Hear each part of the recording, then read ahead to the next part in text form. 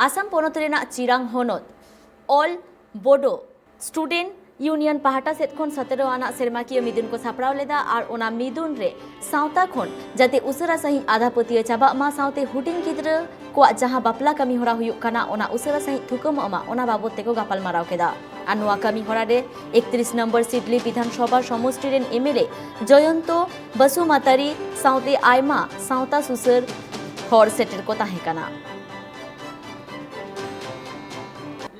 गढ़ी तुलिसे এই স্থানলৈ যাবৰ কাৰণে তেওঁলোকে সক্ষম হৈছে। আৰু ইয়াৰ কাৰণে মই আহ্বান জনাওঁ যে দৰিদ্ৰ দুখীয়া পৰিয়ালৰ বা ধনী পৰিয়ালে হওক যি পৰিয়ালে নহওক কিয় আমাৰ আজি তাৰিখত প্ৰাইভেট মিডিয়াম ইংৰাজী মিডিয়ামক বেছি আকৰ্ষিত হোৱাটো আমি দেখিবলৈ পাইছোঁ।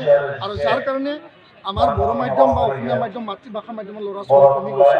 তো অভিভাৱকসকলে যেনেকুৱা যি ধৰণে তেওঁলোকে যি মানে ব্যৱস্থা আছে তেওঁলোকে সেই ব্যৱস্থাৰে শিক্ষা ল'ব লাগিব।